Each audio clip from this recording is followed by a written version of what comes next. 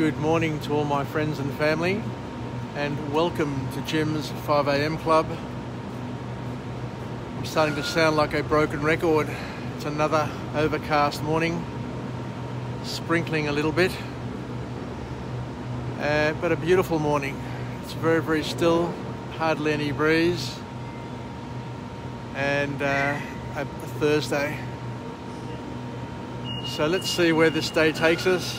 I've just gotten off the train here at Circular Quay, and it's just glorious looking down there on the lights of an early morning in anticipation of another beautiful day. And we've got a long weekend coming up, the Australia Day weekend, which promises a lot. Anyway, let's go off and do our normal and usual morning walk and talk. And today I'm going to do a book summary, a very interesting book summary indeed, something that I've thoroughly enjoyed researching and reading. And it's called The Upside of Your Dark Side. The Upside of Your Dark Side by Todd Kashdan. So let's head off and see where it leads us. And I'll just get down and out of the station, and I'll take this mask off because it is causing a bit of muffling in the sound. So the author kicks off the book with an interesting quote, suggesting that the upside of your dark side, when we are open to new possibilities, we find them. Be open and skeptical of everything is the bottom line. Let me just get my ticket out.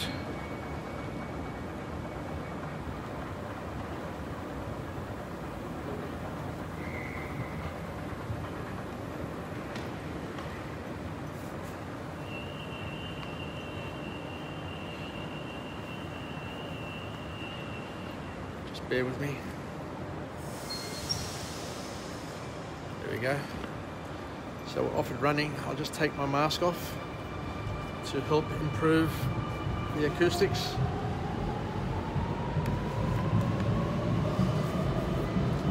Right, that's better.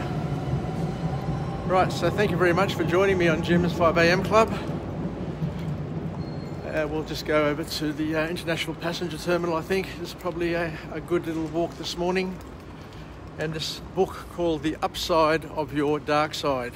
What an interesting topic, and something that gives us a different perspective on life and on how we see the world.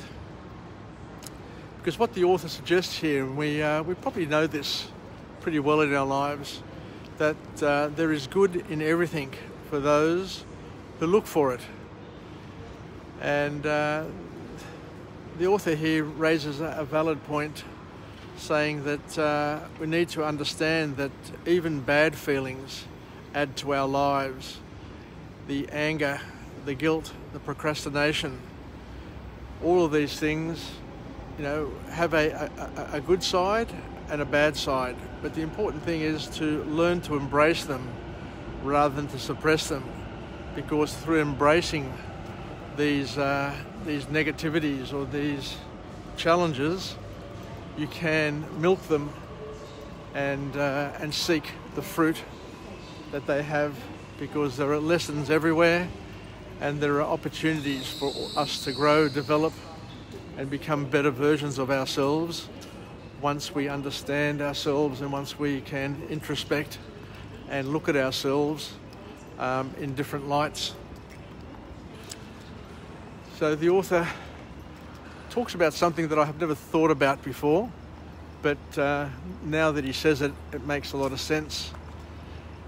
And he says that happiness can actually hurt your performance. If you're overly happy, depending on the work that you're doing, depending on the style of personality type you are, happiness can also have its downsides.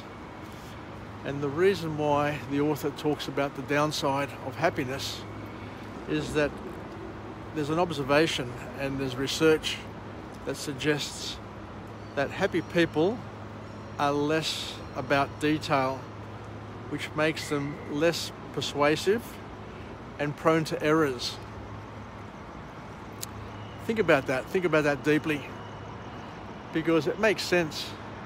If you're happy, you're content, or if you're overly happy or excessively happy and content, then you're going to be less inclined to look at detail, and you're going to gloss over things because there's no threat there. There's no need to pay additional attention, because what you're achieving and what you're getting out of life is making you comfortable, it's making you relaxed, and it's giving you a different perspective on life than what it would give to somebody who is under stress and looking for answers or looking for opportunities to pounce. And the other thing that the author talks about, which is another thing which is quite interesting as well, is that happy people are more likely to recall false facts because they are focused on the big picture, and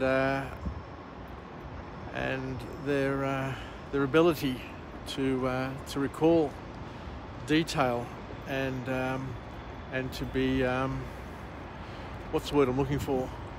To be dependable is in some ways a little bit less inclined, according to research. So there you go. That's a real big lesson to kick off this wonderful day with, something to at least get us thinking about it and understanding that there are some disadvantages to being happy-go-lucky all the time. The next point that the author makes is another cracker of a point, and he talks about the fact that there's a difference between guilt and shame, and he says that guilt is good, whereas shame is shit. So let's examine this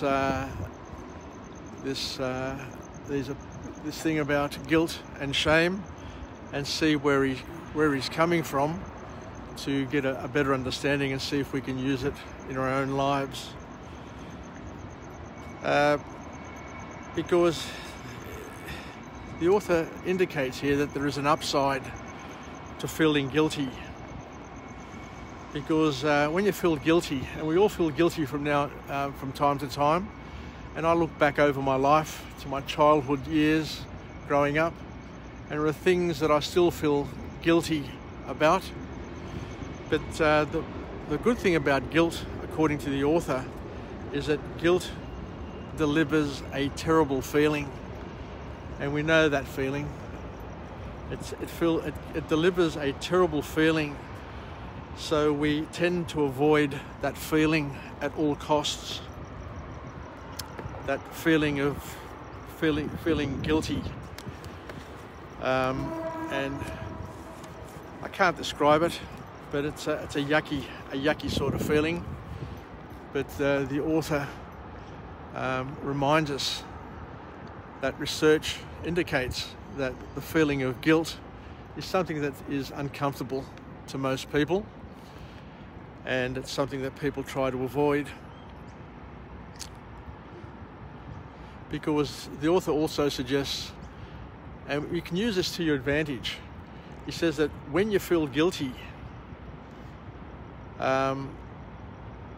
you'll do whatever you can to fix the thing that you feel guilty about and to right the wrong. So we can use this in our lives. You can also, sometimes use it to your advantage to make yourself feel guilty, so that you can sort your life out and fix the things that are wrong in your life. But the author also suggests that, to top this off, that the more you feel guilt, the less likely you are to do stupid things as well in the future. So As a parent, as a partner, as a work peer, we may want to look at a little bit deeper at how we can use and leverage guilt in our lives, and to help others understand the benefits of feeling guilt, because as we said before, guilt is something that can help you right wrongs and to avoid doing stupid things. So why is this important? The reason why it's important, and the author talks about the opposite of feeling guilty, and that's the feeling of shame. And it's an interesting way of looking at life, because what the author is suggesting here is that shame, on the other hand, as compared to guilt, is different. It doesn't carry responsibility. So shame doesn't carry responsibility, so that you're inclined to cover up your mistakes as opposed to embrace them and try and fix them and repair them. So if you have a tendency to try and hide your mistakes, it's shame coming through, and you need to learn to change this feeling of shame, so that you can learn to take responsibility. And by taking responsibility, then you may sense and take or get a sense of guilt, and then want to right your wrongs, as opposed to just trying to hide them and cover up. And we know that there are a lot of people in our lives who don't take responsibility, and all they want to do is just cover up their mistakes, ignore them, sweep them under the carpet, and they never learn from it. They never feel guilty, they never learn from it, they never want to try and right their wrongs, and they want to always shift the blame onto other people. And the third point from this book is about mindfulness, and the author talks about the fact that mindfulness comes at a price. Being mindful. We always hear the catch cries about mindfulness, how important it is to meditate and be mindful and do this, that, and the other. Whereas the author says that mindfulness comes at a price, because your ability to be mindful is limited.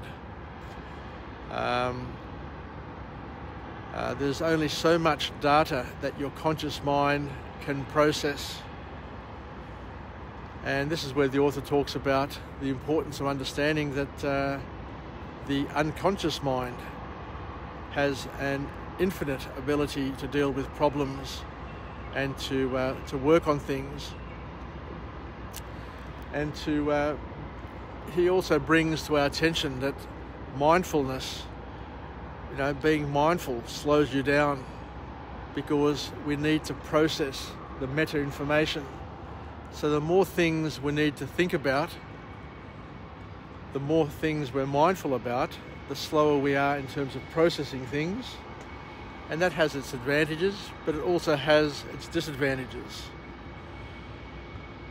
So let's look at the advantages of mindfulness.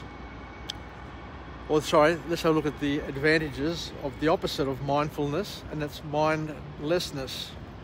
Because the author, raises the benefits of being mindless, and sometimes being mindless, and how it can bring advantage to your life. Because when you're mindless, which means that you're not thinking about things over and over again all the time, you can make some better decisions, especially better decisions on complex problems. Because you need to learn how to tap into your intuition, and your intuition means tapping into your subconscious mind, or allowing your subconscious mind to take over. So you delegate your problems to your subconscious, you delegate them. My spiritual father always says that, acknowledge your problems, pray, and delegate them to God. So this is probably another way of looking at it, that by delegating your problems, you're actually allowing your subconscious to process them. And your subconscious, as the research suggests, is limitless, so you can achieve so much more in your life. Morning, Justin. How you going, mate? Justin, have a good day, mate. And the second point is that by being mindless, like Justin was there, he was just zoned out and in a mindless sort of state there, enjoying his run.